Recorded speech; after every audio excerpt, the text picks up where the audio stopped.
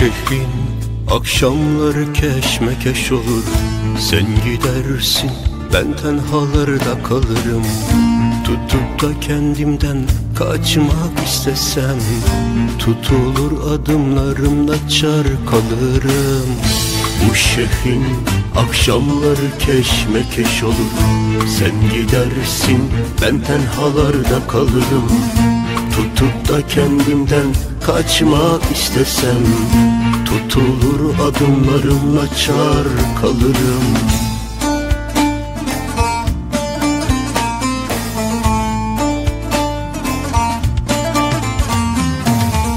Dön gel de karanlıklar çözülsün, dağılsın bulutlar, şafak sökülsün.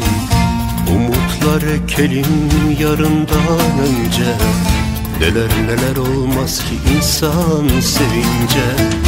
Dön gel de karanlıklar çözülsün, dağılsın bulutlar, şafak sökülsün. Umutlar ekelim yarından önce, neler neler olmaz ki insan sevince.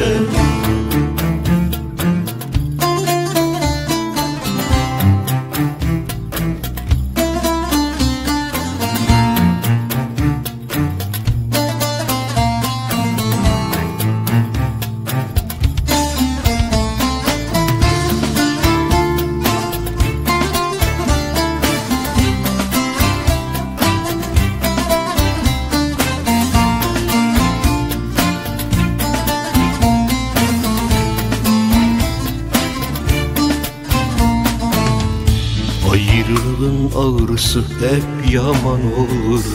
Kimi savurur, kimi derinden vurur.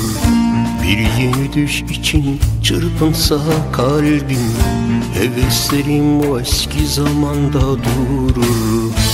Ayrılığın ağrısı hep yaman olur. Kimi savurur, kimi derinden vurur. Bir yeni düş için çırpınsa kalbim, heveslerim o eski zamanda durur.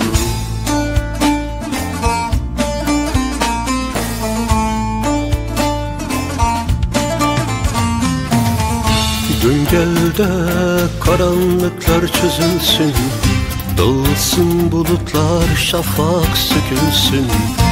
Umutlar ekelim yarından önce, neler neler olmaz ki insan sevince. Dön gel de karanlıklar çözülsün, dağılsın bulutlar, şafak sökülsün. Umutlar ekelim yarından önce, neler neler olmaz ki insan sevince. Dön gel de karanlıklar çözülsün, dağılsın bulutlar, şafak sökülsün. Umutlar ekelim yarından önce, neler neler olmaz ki insan sevince.